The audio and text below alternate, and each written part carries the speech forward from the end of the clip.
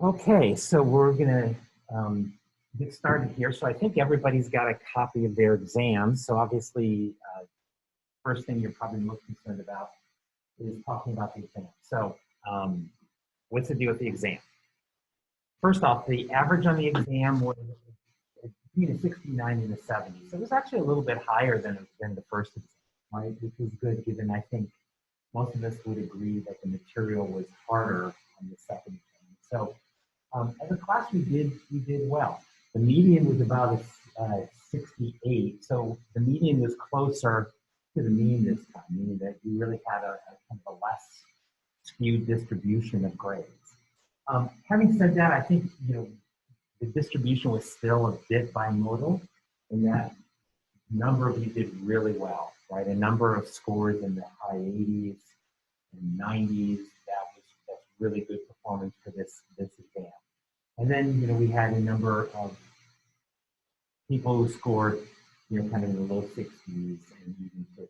So if you want to get like a rough idea about where your score is, once again, there is going to be a curve in this class. It won't be till the end of class, right? So I can't tell you exactly how big the curve will be, but it will probably be, for those at the top of the distribution, probably about 5 or 7 points that you can add to your score and put it on a 90, 80, 70 scale.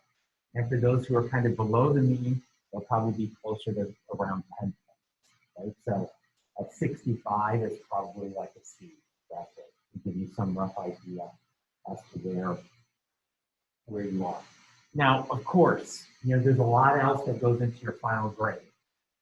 There's class participation, right? That's a part of your grade. There's the quizzes.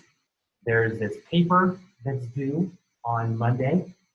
Speaking of quizzes, our last quiz, while I'm thinking about this, remember our last quiz is actually Monday, right? So we're breaking up the usual order because it's the last week. So our quiz number 5 is actually going to be on Monday. So you have your quiz on Monday, you have your paper on Monday. So there's, you have your final exam, which is worth a little bit more than the midterms. So, there definitely is opportunity here to make up lost ground or to solidify a grade that you think that you might already have, okay?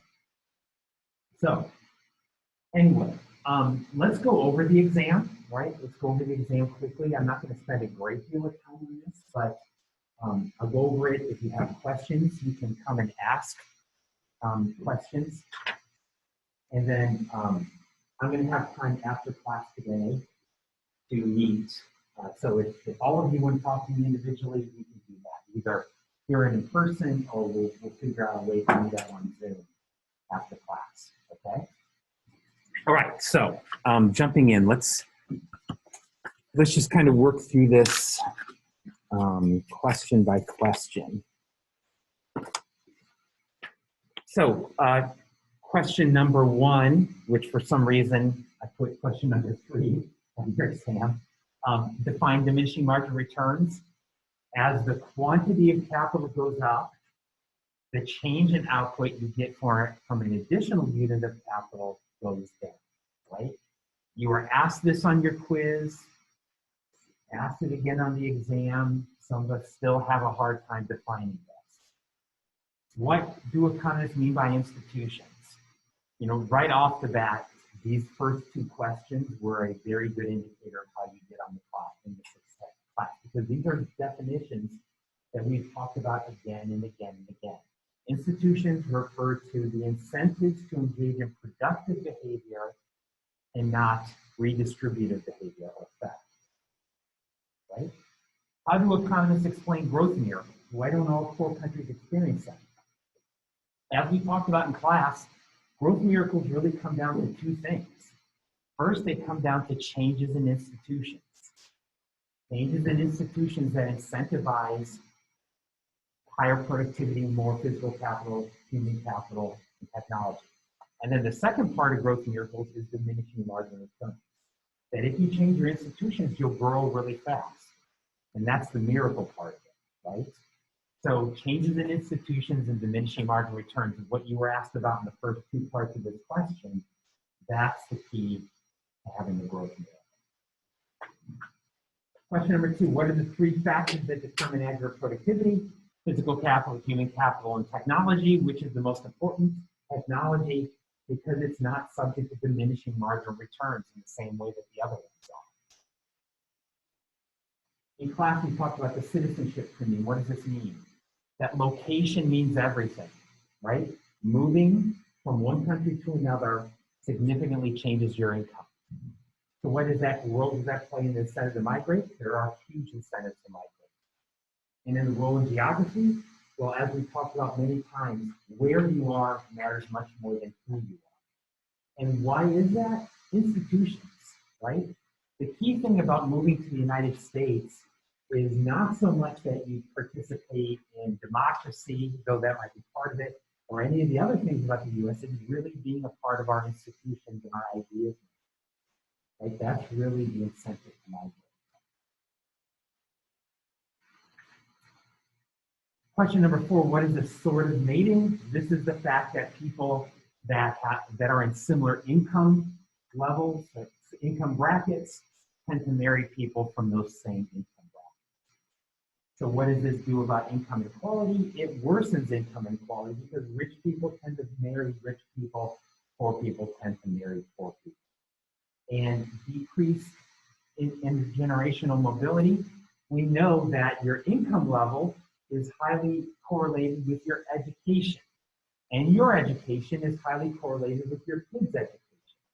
And so what does this mean? Richer educated parents have richer educated kids, poor, less educated parents have poor or less well-educated kids. And so as a result, kids tend to get into the same income group as their parents, right? If you're poor, you stay poor. If you're rich, you stay rich. Okay, question number 5. Evan picked this one out. This was actually out the first year seminar exam, right? So if this one seemed vaguely familiar to you, you know why.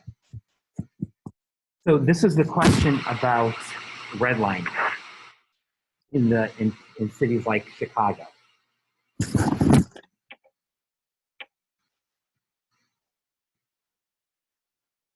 So, hold on, let me fire up my iPad here. So the question says we have Black families, their wealth is growing at 1%,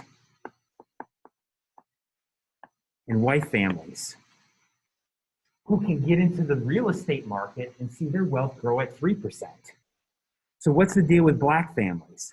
They have wealth of $10,000, but all they can do is put it in the bank and get that 1%. What can white families do? Take their $10,000 and basically turn it into $50,000 when they buy a house.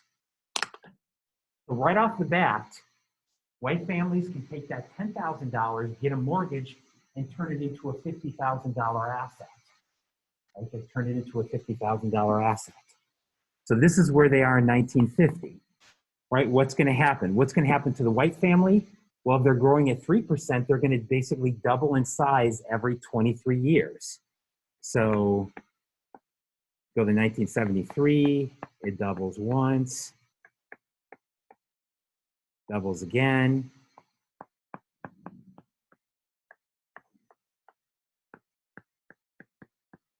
doubles again, right? And you can subtract out that amount that they borrowed at the end. Let's say that this white family is worth about $360,000, right? Because they borrowed $40,000. If you forgot the borrowing part, that's okay. I just really wanted kind of a ballpark idea. But yeah, this white family basically through the appreciation of their house owns now about $360,000. What about the Black family? They've seen their wealth double once. And so what's true now? That the white family has about 16 times the wealth of the Black family. And if that seems like an egregious example, it's not. The average white family in the United States has about 20 times the wealth as the average Black family. And you can see that you can come up with a number like that simply from the fact that white families had access to the US housing market in ways that many Black families were barred from. And so that's really the answer to part B. What does this tell you about wealth? A lot of wealth is about compounding and having access to the ability to compound your wealth in things like the real estate market, right, which many Black families were essentially excluded from. Okay, question number 6, why is aggregate demand downward sloping? I'm not going to go through all of these. You needed to explain these though. We talked about 2 of them in detail in class. And so you needed not just to say the wealth effect, but you needed to explain it. And I'm going to refer you back to your notes. Compare and contrast the government response to the Great Depression and the response during the current financial crisis. Right now, we're not really having a financial crisis as much as an economic crisis. In what ways was it different? Well, I mean, I think there's a number of ways that you could answer this. First off, both crises clearly, both the COVID crisis and the Great Depression, were caused by a fall in aggregate demand.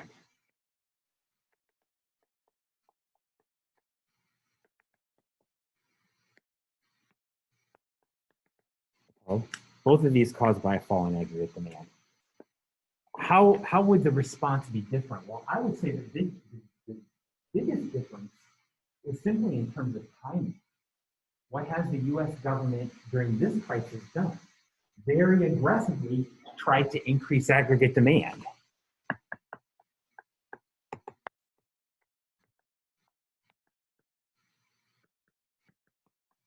They've done this, but the Fed by cutting interest rates. They've had the stimulus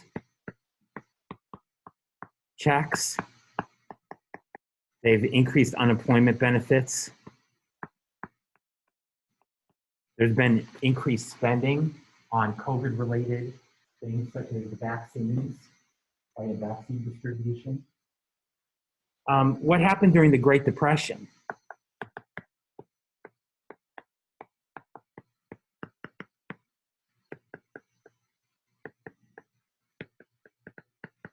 Well, they increased aggregate demand, but really only 3 years into the crisis. It was really, in many ways, the big difference was the timing, right? That really the crisis lingered on for 3 years before Roosevelt came into power and really got serious about the New Deal. But the New Deal was about increasing government spending largely. Not completely, but it is about increasing government spending. I wasn't really expecting you to talk about all of this, but I did want to have some sense that you understood what caused, right, that both of these crises were aggregate demand caused, and that there were policy responses that tried to stimulate aggregate demand, though they were different both in type and in timing, right? And so, once again, I kind of accepted a wide range of answers here, as long as I had some confidence that you were somewhat familiar with what we were talking about. All right, question number 9. This question is exactly the same that was on quiz number 4, right?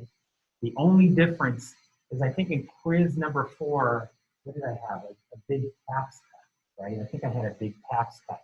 This time, I just had a decline in consumer confidence, right? But other than that, this whole thing is exactly the same. So what happens? Part A, what happens if there's a decline in consumer confidence? Aggregate demand goes down and output falls below the natural rate, right, and price falls down. So this would be a cause of recession, right, a decline in consumer confidence. In part B, how then does the economy respond? Notice that the actual price level fell. So what's going to happen over time? People will reduce their expected inflation rate. They will accept lower wages, and this will increase short-run aggregate supply. Short-run aggregate supply will move in this direction to the right, and that moves us back to the natural rate. Once again, same question on homework number 4. This time it's just opposite, right? I think in homework number 4, I asked you a question about an increase in aggregate demand. Here I'm asking you a question about a fall in aggregate demand. And then part C, what should the Fed's, or I'm sorry, how should fiscal policy respond? Fiscal policy should respond to try to increase aggregate demand by increasing government spending or cutting taxes, right? So in other words, instead of waiting for short-run aggregate supply to correct itself, when aggregate demand fell, what should the government do? They should try to increase aggregate demand to get output back to the natural rate. Right. So once again, you know, this is the kind of question that really separated those who did well in these and those who didn't. It's very much like a question that you saw. And so, you know, many of you were prepared for this, and that was great. Okay, money multiplier questions.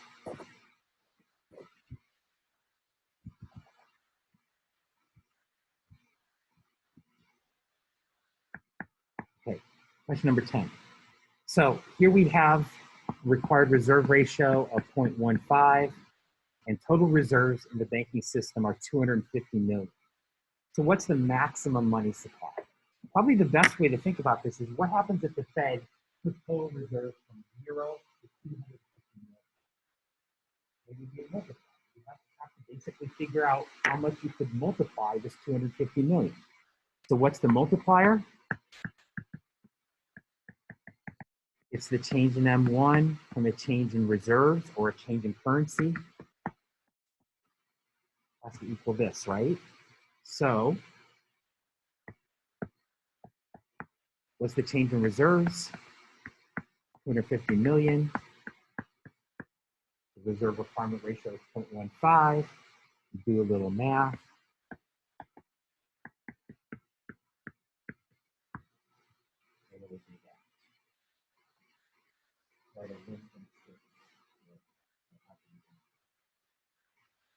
That would be the maximum money supply. Part B, if the Fed buys 4 million in T-bonds, what's the maximum change? Once again, use our money multiplier formula. If the change in reserves is 4 million, that's our money multiplier, stayed the same. So what's the change in M1?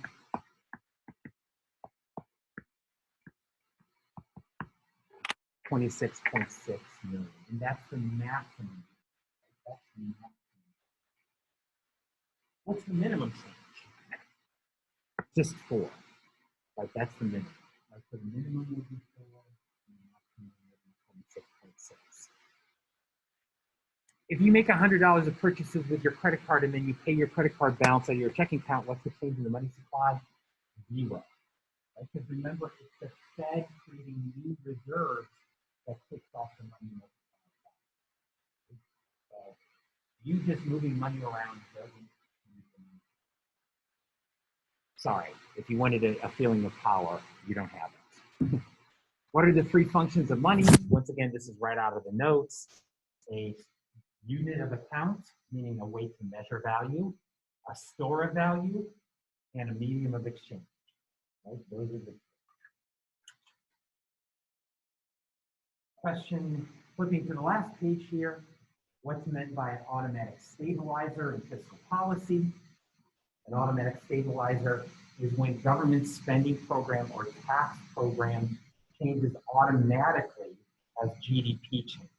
For instance, unemployment spending, right? Unemployment benefits. When GDP changes and people become unemployed, automatically there's more spending on unemployment because of the way the program's set up.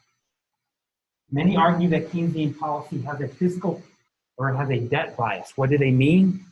What they mean is that it's always easier to issue debt than it is to pay back debt, right? So in other words, we talked about in class how Keynes thought that you should use fiscal policy to lean against the wind. During bad times, you borrow and spend, but during good times, you should cut spending and save. But what's the problem? It's easier to borrow and spend, but then it's hard to do the flip side and save during good times, right? And we definitely see that in the US, right? Where politicians are just fine with spending, but they're not always fine with paying that spending over time. And then finally, question number 13. I actually think I worked through this exact problem in our review session Wednesday afternoon. So this assumes that the marginal propensity to consume is 0.75. And there's a change in taxes of 100 billion, right? Taxes go up by 100 billion. So what's the change in output? You have to know the formula. That's the tax multiplier, right? That's the tax multiplier formula. So the change in taxes is 100. We're going to try to solve for the change in y.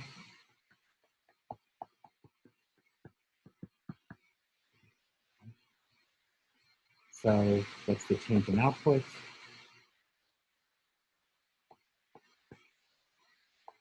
Negative $300. Output goes down by $300.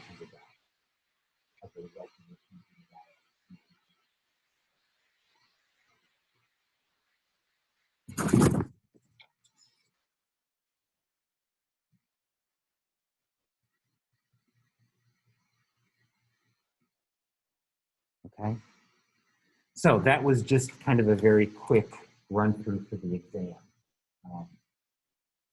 So listen, your final on Wednesday is going to be what I call selectively comprehensive.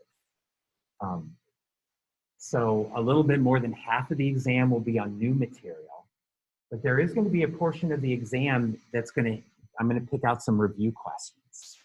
And when I say selectively comprehensive, what I mean is I'm not really interested in going back and asking questions about every small thing that we've talked about this block, but I am interested in picking out the big things and going back and asking you some questions about some of what I consider to be the most important concepts. Specifically, ideas related to those 6 big questions that we've been trying to talk about in this class. So here's a hint for how to study for the review session. If I view it as a really big idea, then chances are it's shown up in your quizzes and your exams before, right? So if there's things you struggled on this exam, this weekend be a great time to go back and try to get this straight, because there is a chance, probably a pretty good chance, that some of the stuff that is on the first exam, the second exam, and on your quizzes is going to show up again in some way, shape, or form on your final, okay? So, in terms of like, how do I review for the final? The first step should be really going back and looking at your quizzes and your exams, right? And using those as a guidepost to where there's some material that maybe you're a little bit shaky on, and maybe you need to go back and pay attention to that, okay? So, don't forget about this exam, right? Don't forget about this material. In some sense, it's going to be hard because we're kind of even today, you'll see we're talking about a lot of the same stuff. But you once again use these exams as learning opportunities, because you're going to get another crack at this stuff, right? You're going to get another crack, and quite honestly, the final should be an opportunity for many of us to make up any ground we've lost, right? Because I think a lot of the exam is really, once again, kind of review. Some of this stuff will be maybe the 3rd time you've been tested on it, either through a quiz or an exam.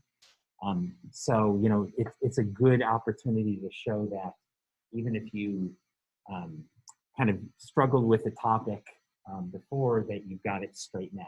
And that's one of the purposes of having this kind of selectively comprehensive final. So, okay, any questions about that? Anything else? So let's talk about things to do this weekend, right? As we kind of look forward to next week.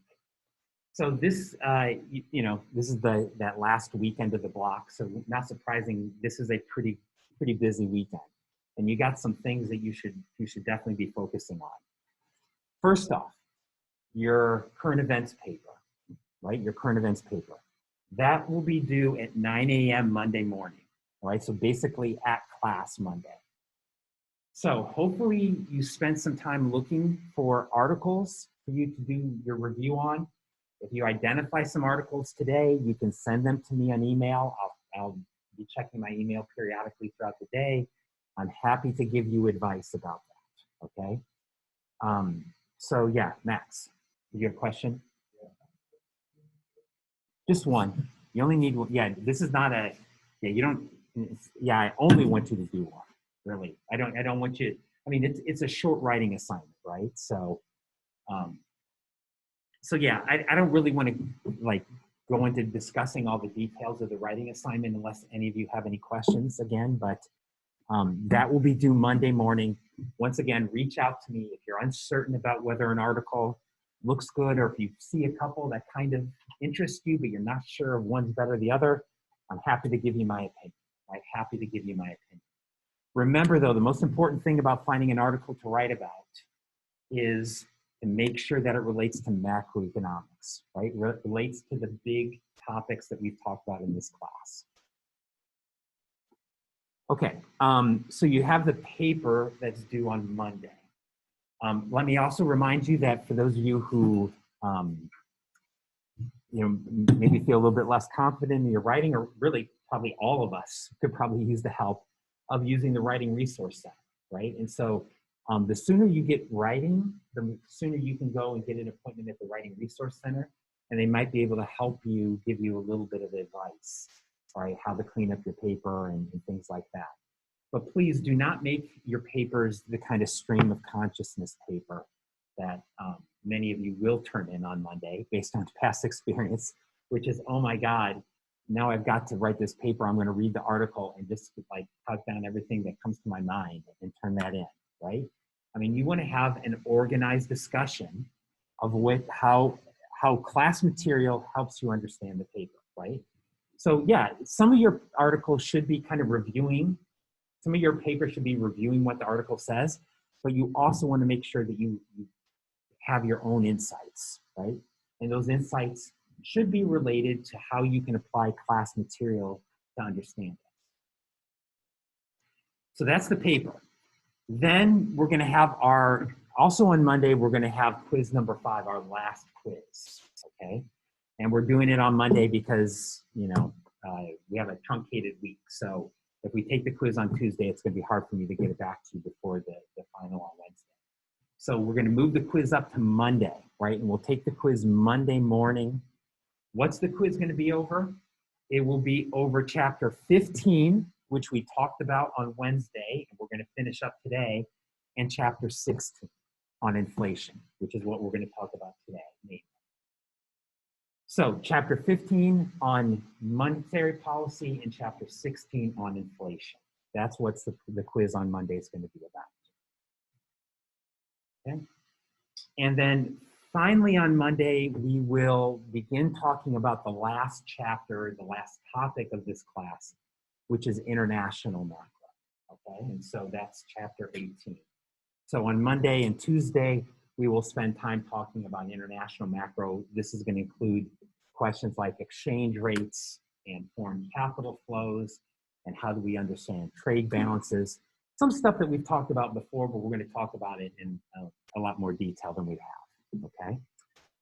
And then the final on Wednesday morning, that really will take us through the rest of the class. So anybody have any questions about any of that? Yeah, Max. Chapter 15 and chapter 16. So chapter 15 is what we talked about on Wednesday, and chapter 16 is what we're going to talk about today. Okay, so that's what's going to be on the exam on the quiz on Monday. All right, and then that will be the last quiz. Thank God. Okay. Anything else? So the last thing I'll say is I'm going to have time after class to meet with you, and so we're going to go through our our class discussion here this morning, and then immediately after class, I'll hang out here in the room for a while, and then I'll get on Zoom.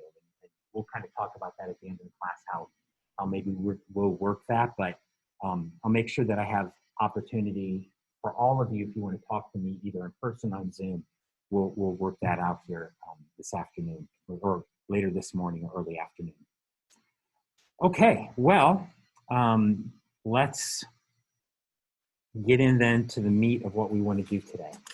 And I want to talk about, there's a couple of topics that we didn't get to in chapter 15 that I'm going to finish, and then we'll move on to chapter 16, which is going to be kind of, once again, talking more about monetary policy. But monetary policy is really the theme of the day, all right? As it really has been the last couple of days.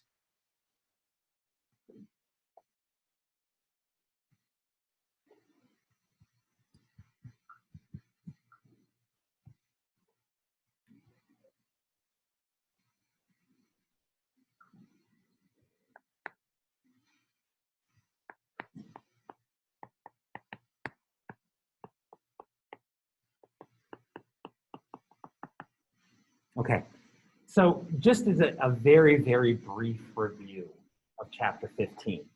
If you remember in chapter 15,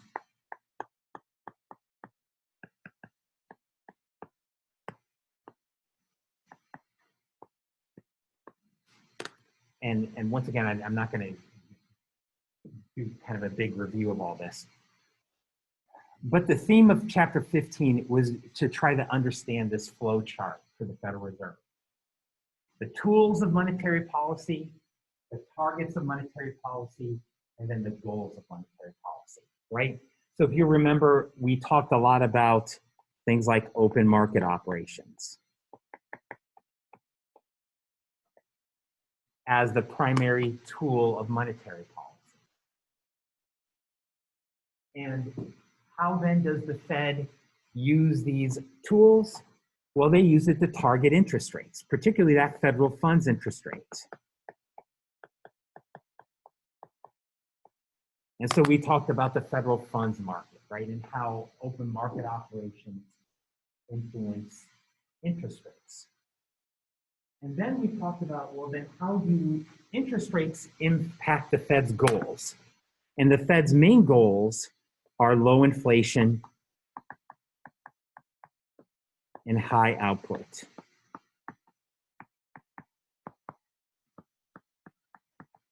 That there's a trade-off between these two things. And so the Fed tries to balance these two things, right? The Fed tries to balance this trade-off between low inflation and high output.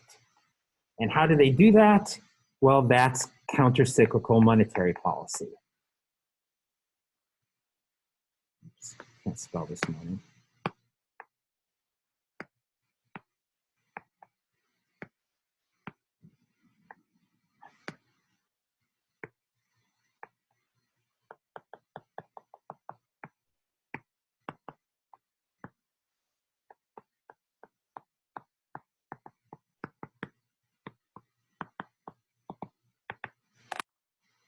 The Fed tries to lean against the wind. When the economy is growing slowly and inflation's not a problem, the Fed tends to cut interest rates to try to stimulate aggregate demand.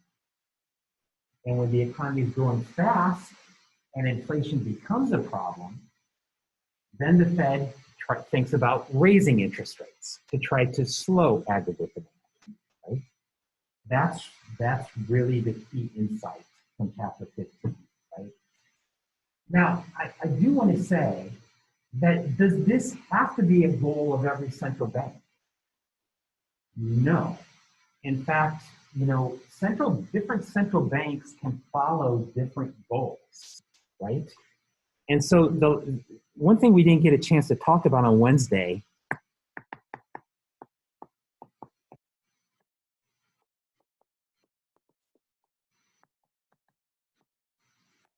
is that there are alternative goals for monetary policy.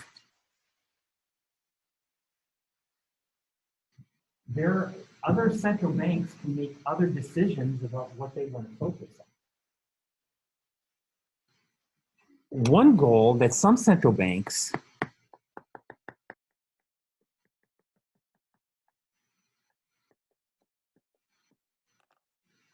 is it is possible that instead of focusing on inflation and output, the central bank tries to fix their exchange rate.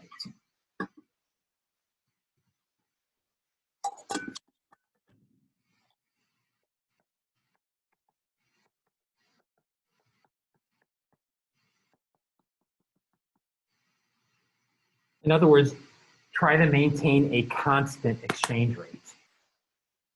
This is another goal that a central bank can choose to pursue. Does the Federal Reserve pursue this goal?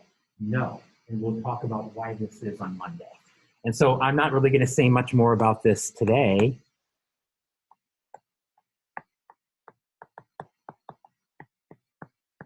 Other than to say we're going to come back to this next week when we talk about exchange rates. And we're going to talk about how a central bank can fix their exchange rate.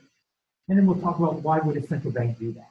Right? Why would a central bank choose to focus on exchange rates and not focus on inflation or output? Okay.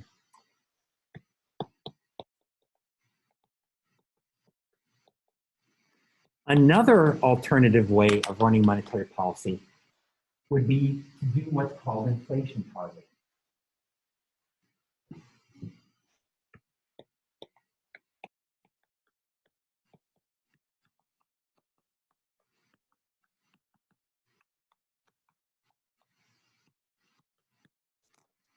What inflation targeting is you adopt an inflation-only rule for monetary policy.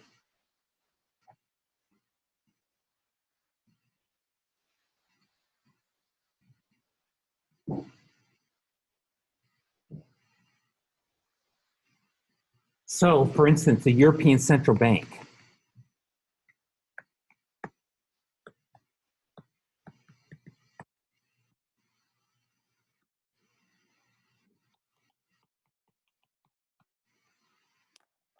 they have an inflation targeting goal. Their only goal,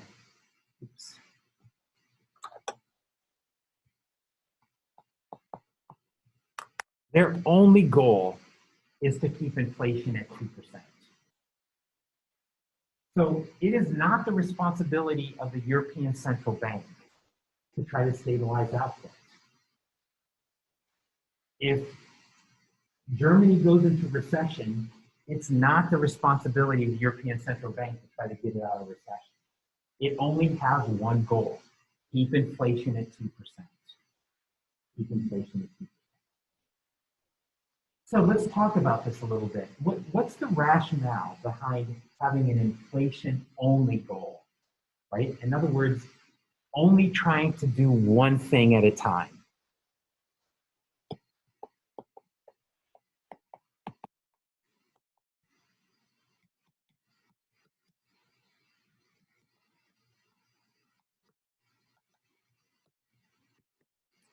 Many economists argue, listen, let's be real. Central banks can only do one thing well. This trade-off is likely to get botched, right? Because what's inevitably going to happen is you're going to lean too hard to one side, and you're going to make mistakes. If you try to do too many things, you're increasing the chance of making mistakes. So don't try to walk and chew gum, just try to walk. I don't know if I find this particularly persuasive, but that is the argument, right? That if you're gonna do one thing, well, then do it well. I think a more persuasive argument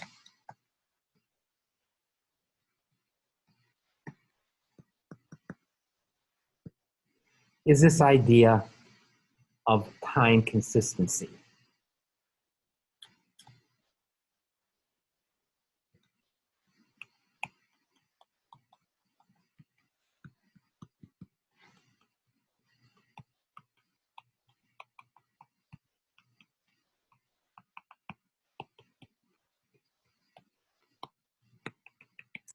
Hey, this is a kind of a subtle idea, right? A subtle idea. By a subtle idea, I mean it's a little not complicated, but non-obvious. Let's put it this way. A policy is only credible if you commit yourself. Okay?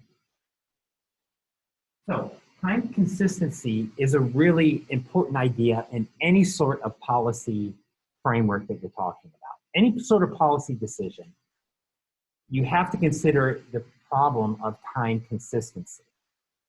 Let me give you an example that's not directly from economics. Hostage negotiation. What is the policy of the US government?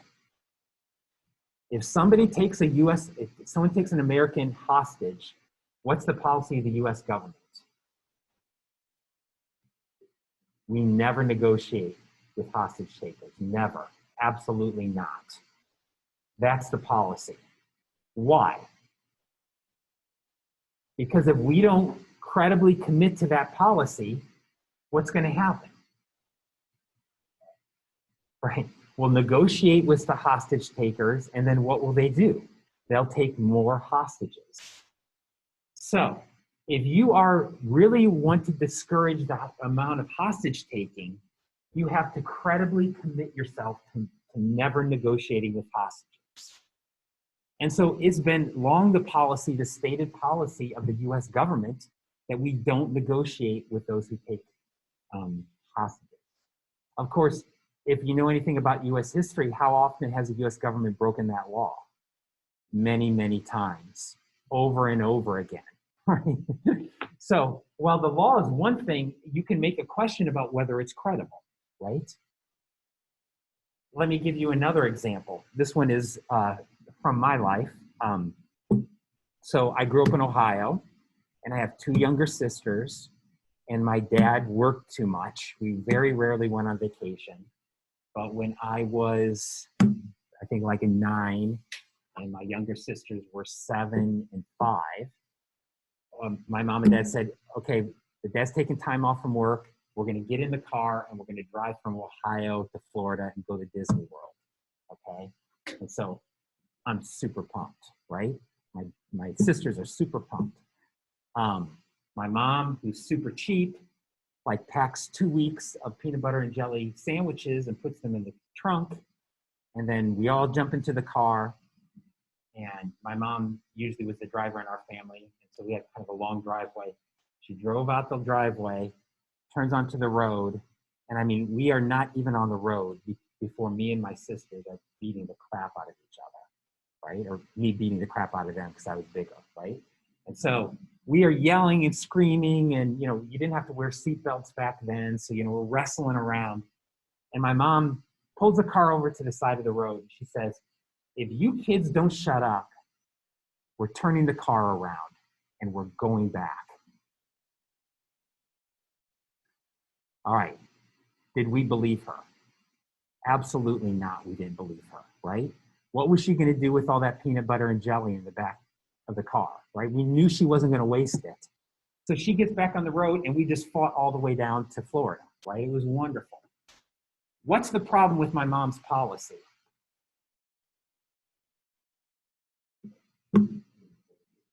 She didn't enforce it because we knew in some sense she couldn't, right? She wanted to go to Florida too. So what's my mom doing? She's trying to balance multiple objectives. If she was really serious about us growing up to be good people, what would she have done? Punished us. And maybe we would have grown up to be better people than we did, right? But this is the problem. If you want to do something well, you should prioritize it. And you need to make it credible. And you need to basically punish when it doesn't happen. So how does all this lead back to monetary policy? Well, here's the connection. Central banks say they want to keep inflation low, but what's the problem? They always kind of got this incentive to cheat, right? And kind of push up output and cut interest rates because it's easier to cut interest rates than it is to raise interest rates. And so what does that mean? That you're likely to get a lot more inflation. and you're likely to get a lot more expected inflation. So without a credible commitment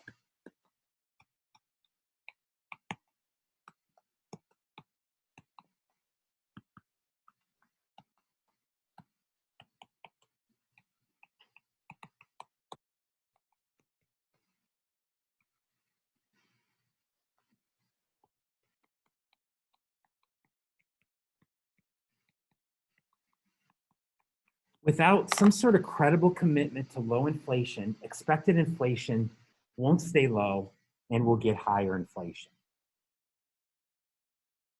So what's the solution is you tie the hands of the central bank. The solution is you tie their hands. You make it so that the only thing they're supposed to focus on is inflation. You take away all their flexibility.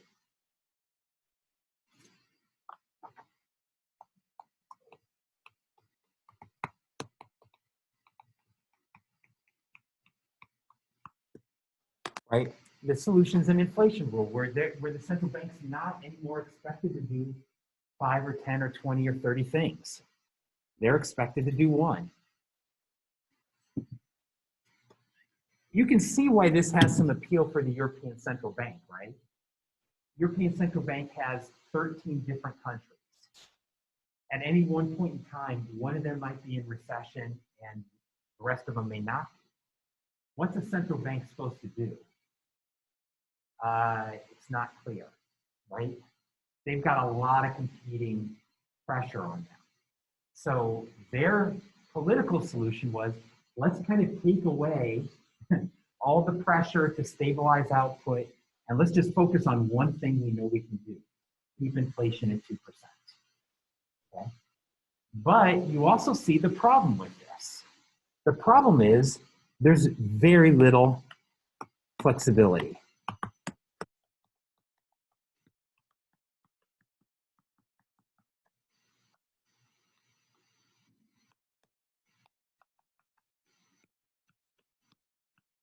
There's very little flexibility to do stabilization policy. And so, unlike in the US, where the Fed can respond aggressively to recessions, that doesn't happen in Europe. It can't happen in Europe because of the ways that the goals of their central bank are set up.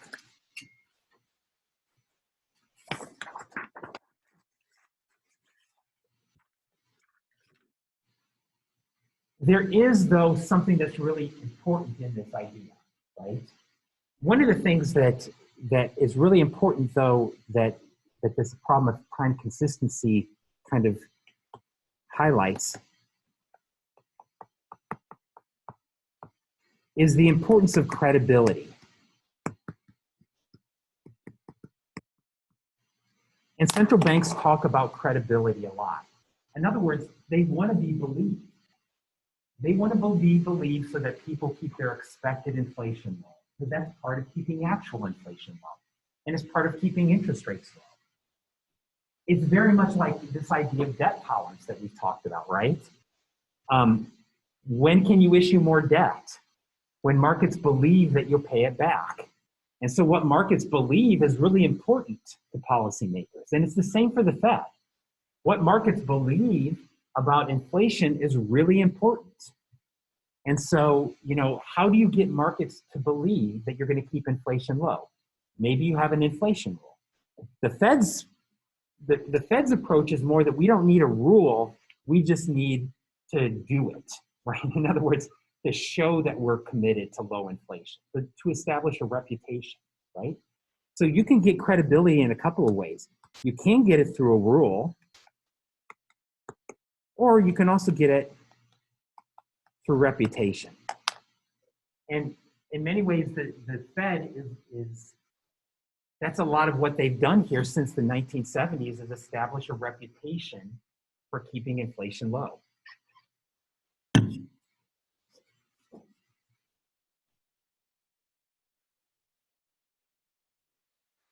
Okay, so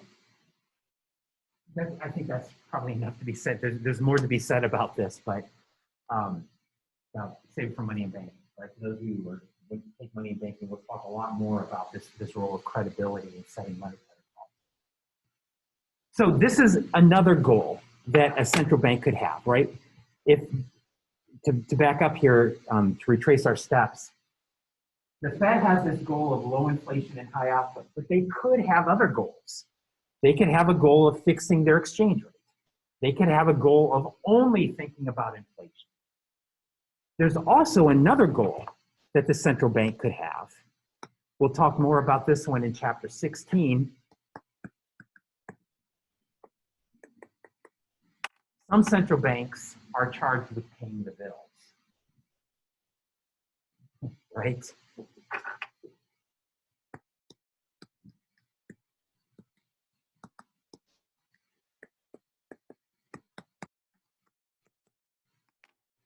In other words, turn your debt into money.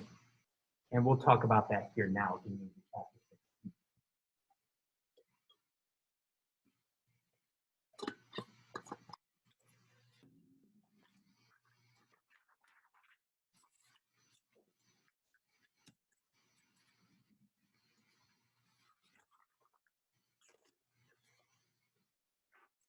All right, so that's my nice subtle transition.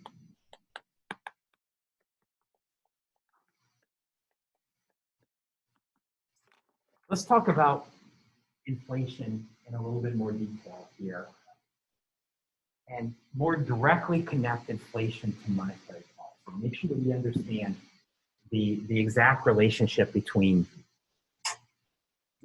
inflation and monetary policy. So, I'm going to show you guys, pass this around and let you have take a look at it. Or maybe you should put, in the interest of COVID security, we should put on some hand sanitizer. But so I told you that I went to Zimbabwe in 2008, right? When they had 100% inflation a day in Zimbabwe. So this was all the Zimbabwean money I could buy, unfortunately. Because I really did, as I think I told you, I had this dream of like bringing back garbage bags full of money and just swimming around in it, making a pillow out of it. I thought it would be really fun. Like just walking down the street and throwing Zimbabwe money on the ground. It didn't really work out, so I only got this much. But you can see what kind of a crazy system. Here's a $50 billion bill. Here's a $10 billion bill. If you look at these, they were printed in 2008. But if you look in the middle of this, let me see if I can find one.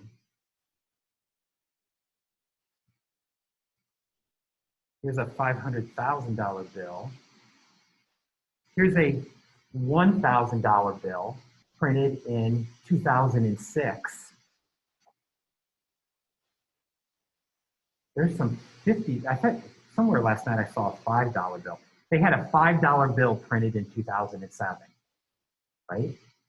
In other words, they went from printing $5 bills in 2007 to printing $50 billion bills in 2008. That's the kind of crazy inflation that happened in Zimbabwe.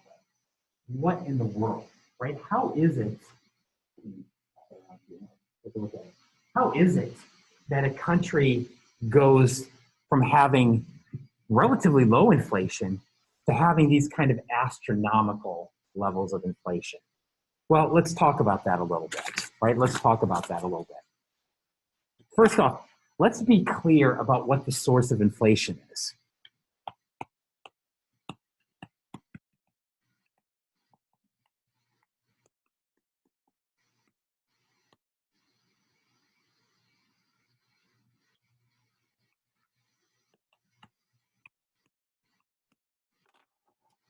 Growth in the money supply. In other words, there's only one thing that determines your inflation rate in the long run: how fast money grows.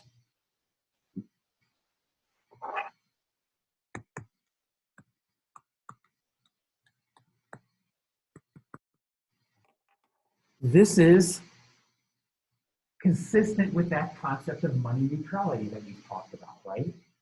That in the long run, changes in the money supply will impact nominal variables, but they won't impact real variables.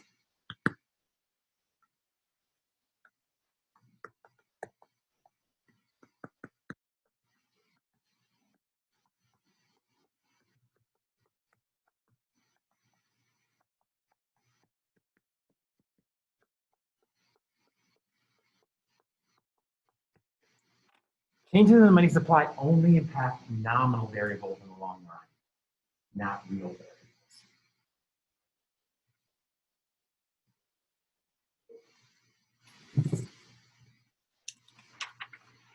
And so when you talk about inflation, right, you've got to understand it's monetary policy. It's monetary policy that drives inflation, right? It is monetary policy that drives inflation. So you cannot blame this kind of inflation on, bad weather or fiscal policy, really, or other things that might shift aggregate demand. Because the thing about this is, the only way you're going to get these kind of inflation rates is aggregate demand has to be changing on a very regular basis, right? The only thing that can really explain that is changes in the money supply. And so time and time again, no matter how we look at it, and actually I'll show you some data here, you see this relationship between money growth and inflation. It's money growth that determines what our inflation rate is. If I can show you.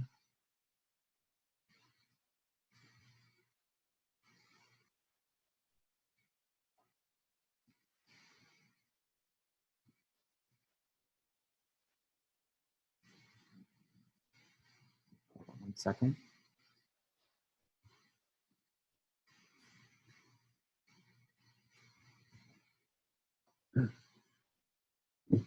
So this is looking at inflation in Argentina, right? And we could pick this for any number of countries. You'd see a similar kind of story. The red is inflation measured by the consumer price index, and the blue is the monetary base, right? Part of the money supply. And what do we see? When the monetary base goes up, what happens to inflation? It goes up, right? And we could look at this is for Argentina, but we could look at this across any number of countries, right? One of the most widely established empirical regularities we have in economics is that money growth is directly related to inflation, right? It's directly related to inflation. If we look at the US, here's inflation in the US for different years. And it's looking at, no, that's not what I wanted to show you. Well, I'll come back to that anyway, right? I'm getting ahead of myself a little bit. So you can see the same relationship in the US too, right? If you look at money growth versus inflation, you see that it's directly related to money growth. So the question is why?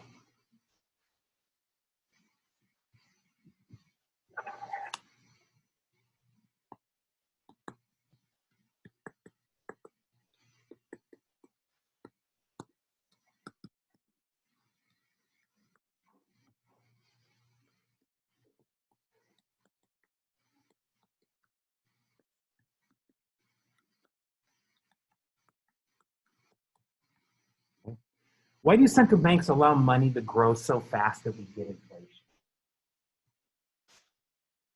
And here we really have to talk about two different causes.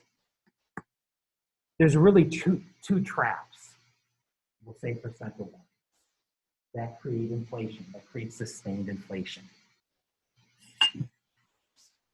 Okay. The first trap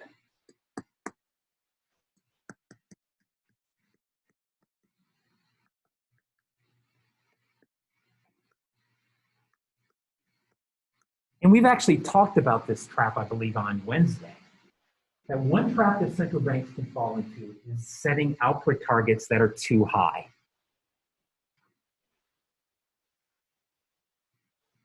Setting output targets that are too high. In other words, focusing too much on output.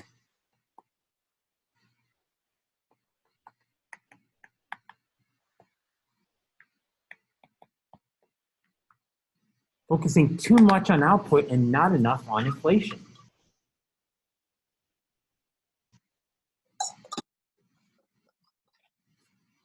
That can get a central bank in trouble. So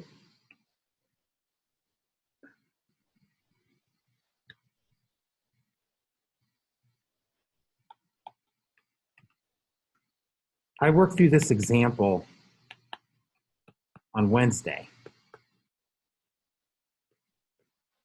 but let's do it again. Let's say that we have a central bank here. Here's the natural rate. Here's output, but the central bank says, I don't want output at the natural rate. I really want output up here.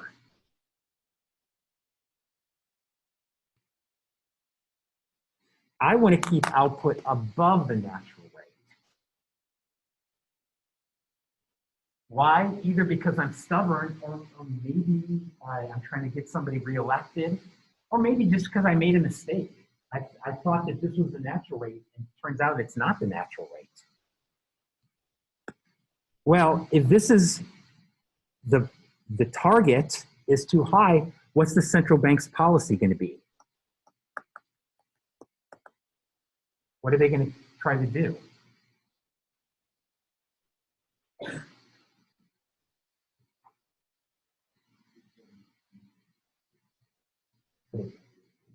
Yeah, but remember, we're talking about the Fed, right?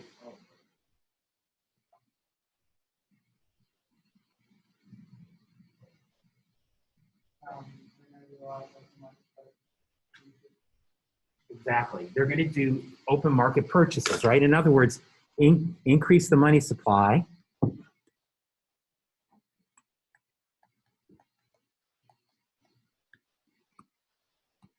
to increase aggregate demand.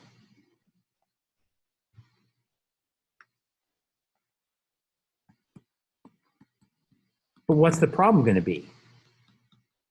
What are people eventually going to do? They're going to raise their expected inflation. And they're going to demand higher wages. And what's that going to do? Reduce short-run aggregate supply and move us back here.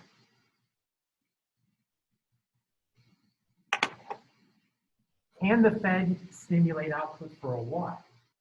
Yeah, but it won't last forever, right? It's not going to last forever. And so what are they going to do?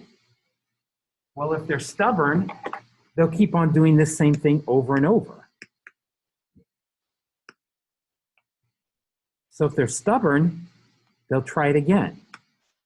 And of course, what will happen again is the public will adjust again. And in the meantime, what's happening?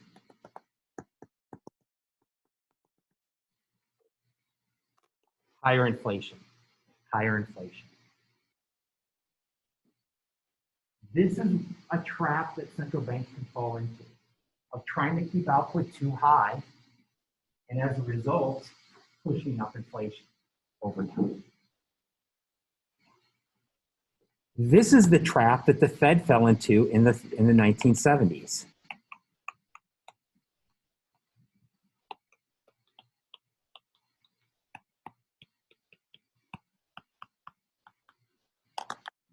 One way you can think about the oil price shock is that it actually reduced the natural rate of output. That this is such an important increase in cost that output, the natural rate fell, but the Fed refused to acknowledge that.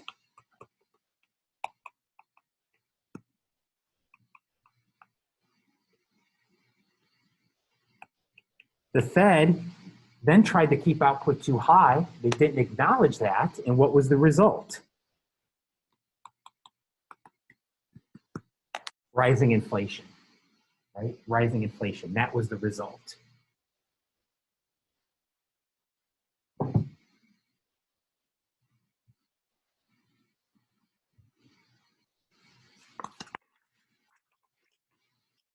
And so that's another way of thinking about what happened in the 1970s, right? We talked about this, when was that? I guess that was a week ago, right? We talked about the 1970s oil price shock, and we talked about supply-driven, aggregate supply-driven recessions. And this is another way to think about why that supply-driven recession in the 70s was so costly. It was costly because the increase in oil prices reduced aggregate supply, but it was also costly because the Fed didn't understand what was going on. And so by trying to keep output high, it led to a lot of inflation, right? And that's how we got those high inflation rates of the 1970s, right? Is because of this mistake. This is a mistake that's been followed by many central banks.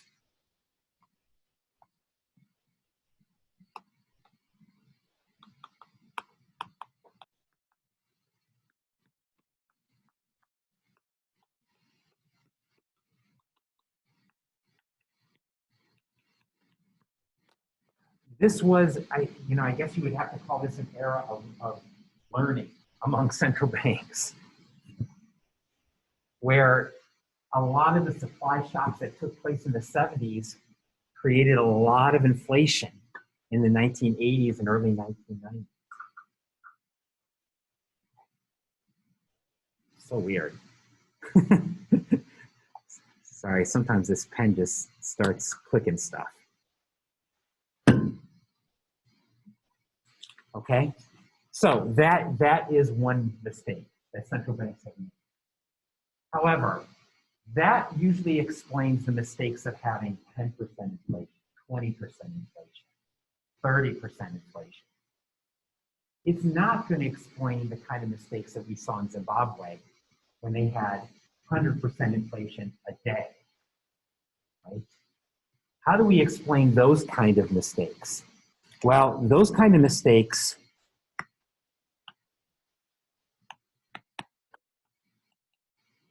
relate to using monetary policy to pay the bills.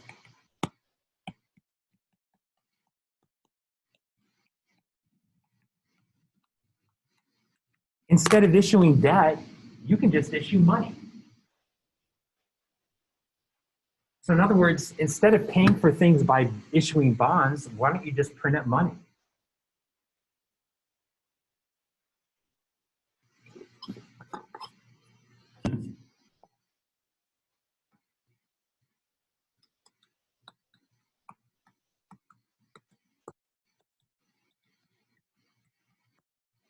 Many economists refer to this as an inflation tax because it is a tax. It's a tax on holding money. And I put invisible here because oftentimes people don't see it. At least they don't see it immediately. Eventually they'll see it, but often they don't see it immediately. So what often happens is that central banks become kind of the tools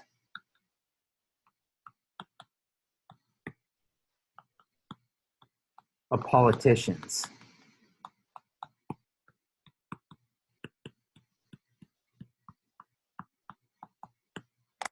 There's no central bank independence. And so politicians basically use the central bank as a money machine, as a giant ATM to pay their bills. So what happened in Zimbabwe, right? What happened in Zimbabwe in 2008? It's a bit of a complicated story, but I'll try to keep it as short as I can.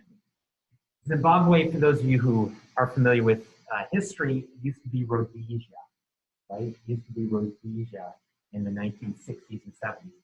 So Rhodesia was a British colony, and it was amongst the most inequitable places in the world. Basically, Rhodesia, for a long period of time, was known as Africa's breadbasket. It's a very productive place to farm.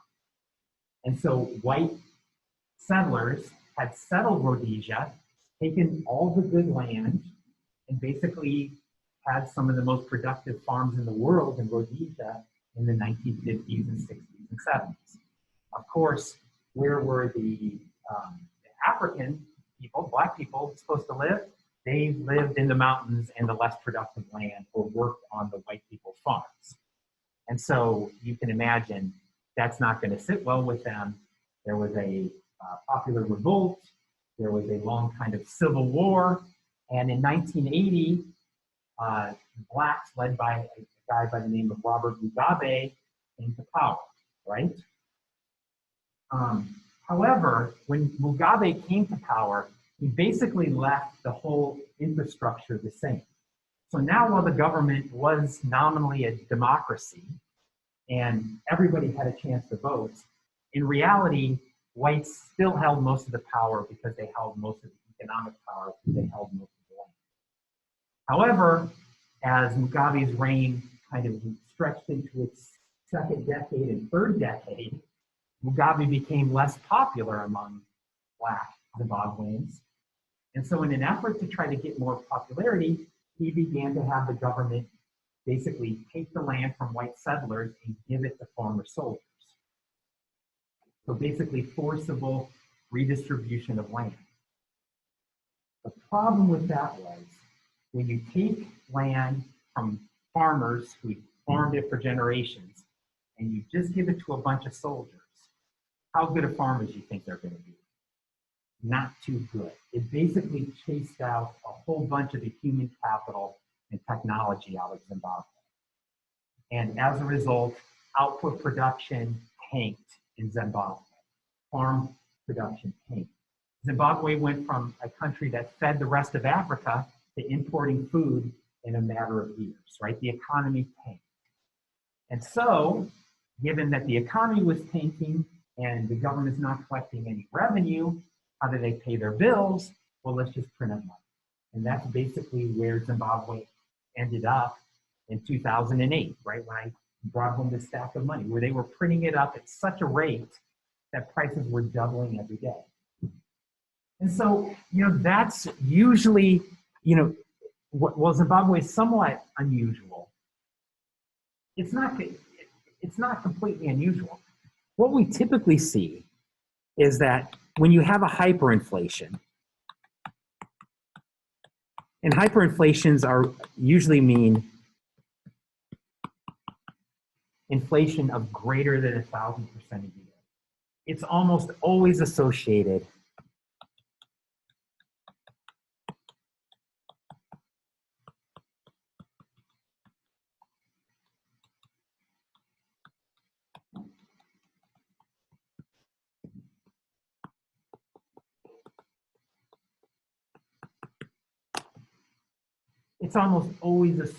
with debt crises, war, and civil unrest.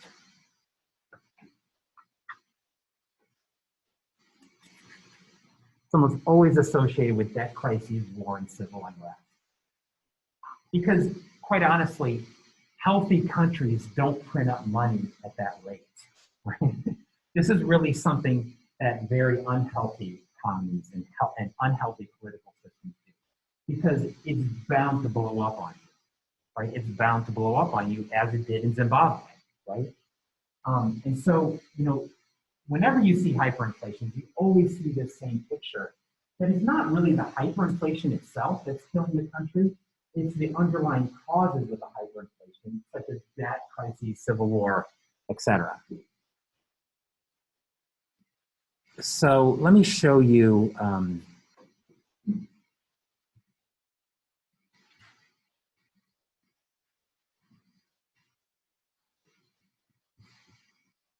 here's something you've all wanted to see, I'm sure. The Hanky Kraus hyperinflation table, right? It's a dream of yours, I guess I can tell by the way you're nodding your head. This is really, it's kind of hard to read up here. The details are not important.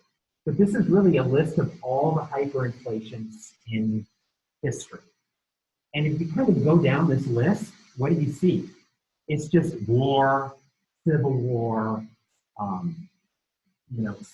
civil unrest over and over again. So some of the great hyperinflations in history: Hungary in 1945, this is at the end of World War II. Zimbabwe in 2007, we explained that. Yugoslavia in 1992, that was in the middle of the Civil War, right? So the economy collapses, you're trying to spend money for the Civil War, how do you pay your bills?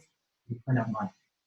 One of the most historically important hyperinflations is what happened in Germany in 1922. And most of you are probably vaguely familiar with this, or you should be, if you've taken a world history course.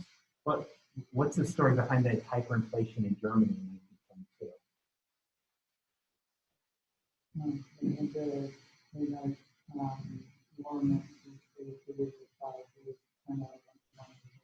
Exactly. Right. Right. So the Germans lost World War I. The Allies put all these reparation payments on Germany, payments that the Germans could not afford because their economy was wrecked. So how did the Germans pay it? They printed up money. And interestingly enough, one of the biggest critics of the Treaty of Versailles was John Maynard Keynes, who said, this is going to turn out to be a disaster because the only way the Germans can print this up is to print money, or to pay this is to print money. And if they do that, their economy is going to be wrecked, their financial system will be wrecked, and it's going to lead to more civil unrest. And lo and behold, that's exactly what it did, right? And this is one of the reasons why Hitler came to power, was because people were so upset about the disastrous consequences of the hyperinflation in 1922. And so you can go down on and on down the line here, right? And in every case, right, it's associated with war, civil unrest, economic crisis, debt crisis, etc. Right? And so, you know, that's how you get these kind of situations. Here's a picture I took in Zimbabwe that was over a toilet. It said toilet paper only to be used in this toilet, no cardboard, no cloth, no Zimbabwe dollars, no newspaper. Right? Because that, I mean, was literally how people were using the currency. Basically, Zimbabwe had gone back to a barter economy, right? So, well, not completely a barter economy. They're really, when I was there in 2008, nobody was really using Zim dollars. You either bartered for them. So, you know, if I wanted to buy something, people would always come say, whoa, I like your shoes. I'll give you this for your shoes. Or I'll give you this for your coat, right? So they're just doing outright barter. Or in some places, you could buy things with hard currency. Hard currency meaning US dollars or South African rand, right? But that was it, right? Basically, their money system had just fallen off, you know, it just fallen apart, right? Same with their financial system, right? Because when your monetary system falls apart, it becomes impossible for any practical purposes to borrow money or to lend or use credit cards or any of that other stuff, right? And so in many ways, their economy had gone back hundreds of years into the past through this hyperinflation. So it's pretty disastrous, right? Pretty disastrous.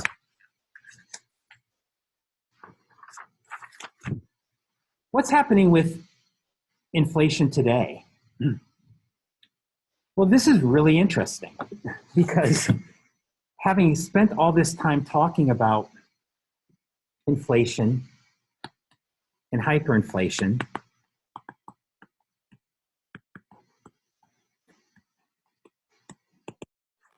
today we are really going through one of the periods of lowest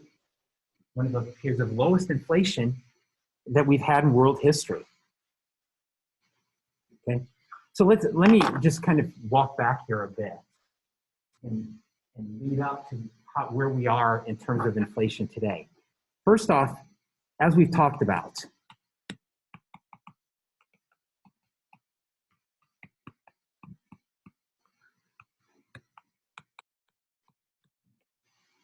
the 1970s was a period of very high inflation. And it was not just in the US, as I mentioned a minute ago, it was global. A lot of this had to do with oil price shocks and the mistakes of central banks that led to much higher inflation in the 1970s.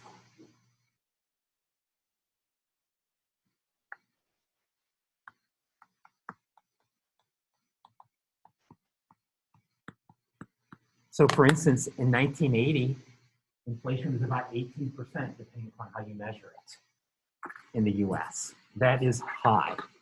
By US standards, that is very, very high inflation.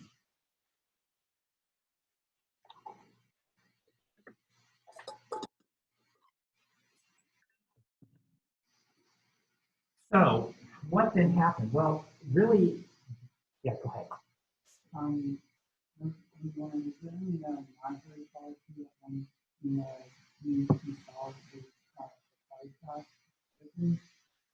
or do you just have to wait? I mean, as we talked about, there's no real monetary solution to this, right? There just isn't. Um, I mean, you can try to solve the output problem, but you make the inflation problem worse. You can try to solve the inflation problem, but then you make the output problem worse. So monetary policy doesn't really have a solution to this. And that's one of the reasons why this is very, very bad, right? Negative supply shocks are a really bad thing. So we had the high inflation in the 1970s. Basically, you can think about the 1980s as disinflation.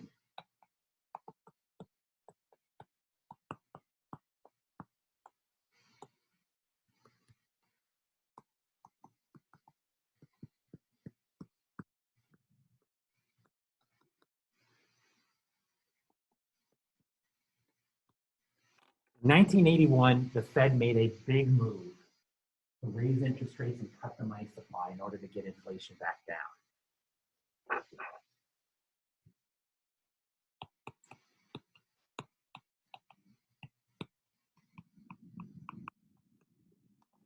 And at the cost of a very big fall in aggregate demand and a pretty big recession.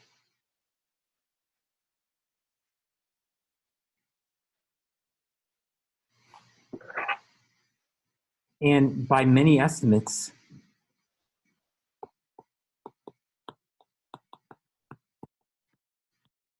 the US economy did not get back to the natural rate until 1987. So a very, very kind of costly era in many ways, where the Fed basically, for lack of a better term, took its medicine, right? We screwed up. Now it's time for all of us to take our medicine.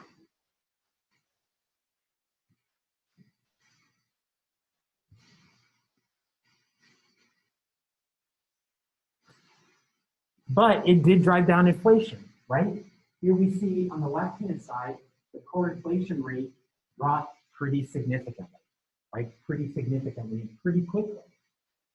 But at the cost of being below potential output. So 0 is potential output. You notice that we really did not get back to potential output from 1987. So in a very, very sharp recession, right? A very, very sharp recession. So yeah, that this is a rough period of time for the Federal Reserve, right?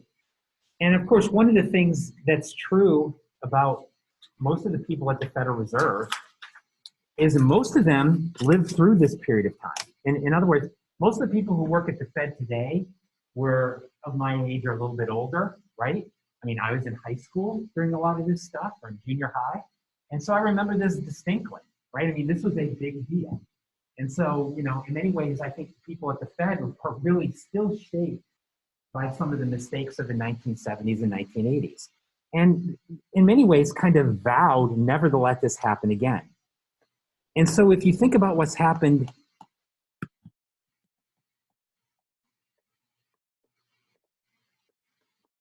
in the 1990s and the early 2000s, central banks have been much more wary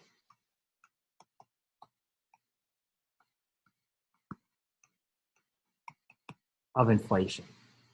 Inflation really, in many ways, has received more of their attention than ever before. Oh, thank you.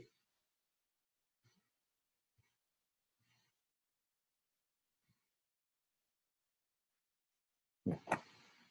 So the low inflation of the 1990s and early 2000s, right? Central banks have been more wary of inflation than ever before.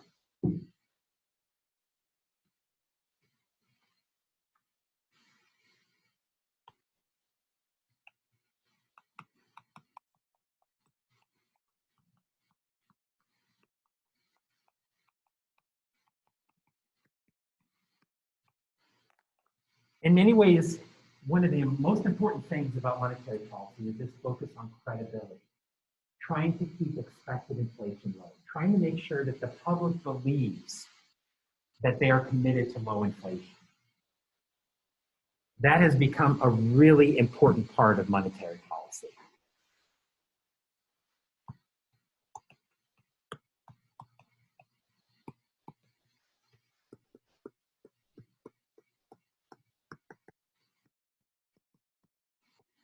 But central banks have also been helped by the advent of global supply chains. We're going to talk about this a lot more on Monday. But global supply chains is really this idea that there is really no, in only a very few cases nowadays, is there such a thing as an American good or a Chinese good or a Vietnamese. That most goods are really made at different levels throughout the globe. And one of the things that these global supply chains have done is they've really increased aggregate supply and put a lot of downward pressure on prices and inflation. And so one of the reasons why inflation has been low since the 1990s is largely because of international trade, globalization. Right? Globalization has contributed a lot to lower inflation in ways that we'll come back and talk about this more on Monday.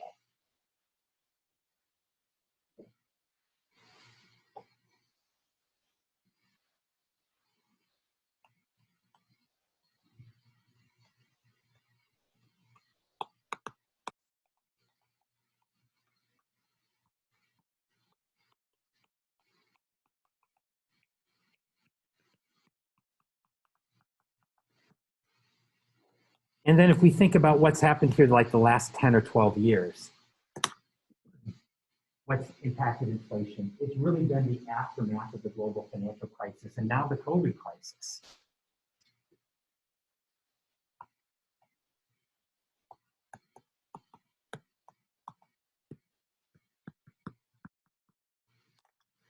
Particularly in 2008, we saw a big fall in aggregate demand that really pushed down inflation.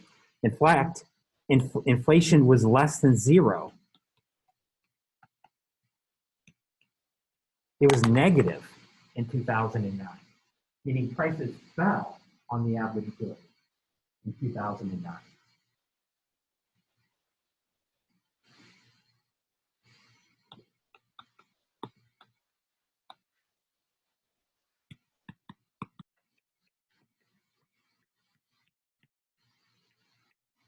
And central banks, including the Fed, drove short-term interest rates essentially to zero.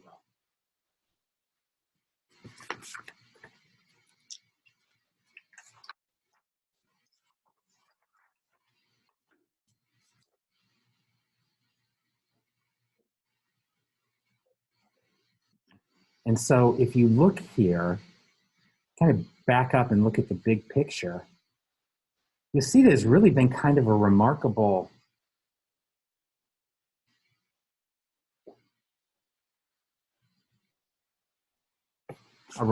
change, right? Where we had low inflation at 24 to 50, it begins to rise a little bit in the 60s, a big spike in the 70s, and then since 1980, we really had this disinflationary period.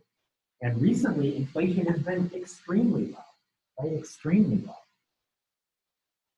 So the behavior of inflation changes over time, right? It changes over time. In part because of what central banks do, but then also in part because of changes in the nature of the economy. So looking forward here,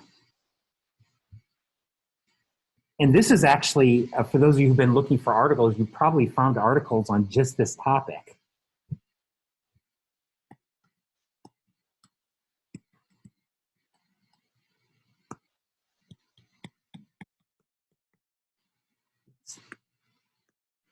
Recently, particularly this last week, there's been a lot of talk about this post-COVID inflation boom. Then inflation is going to go way up after COVID.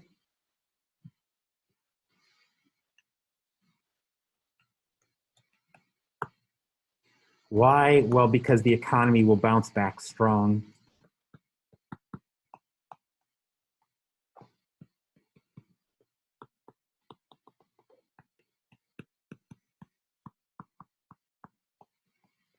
Because there's been a lot of fiscal stimulus that's going to increase aggregate demand this year, right? If this Biden plan goes through, that's going to serve to strengthen the economy. And then finally,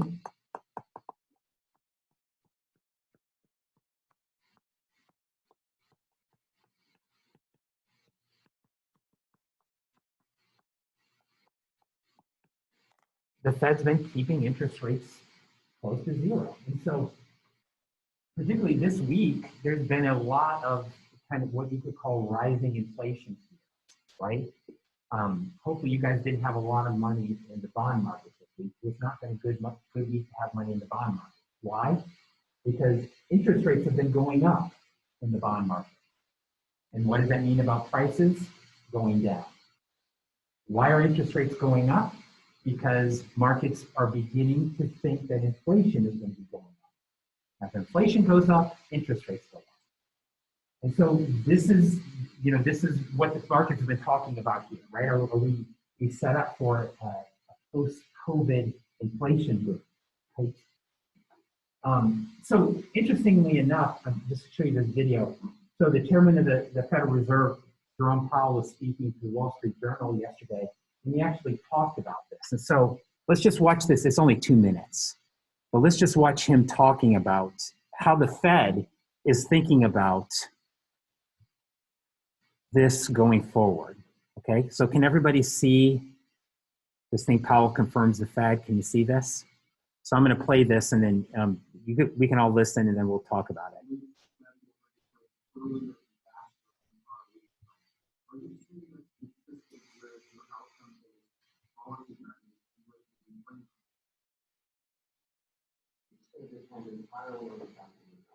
So I laid out the conditions upon which we consider raising labor market conditions that are consistent with maximum employment, which is, that's a big thing that sometimes get right.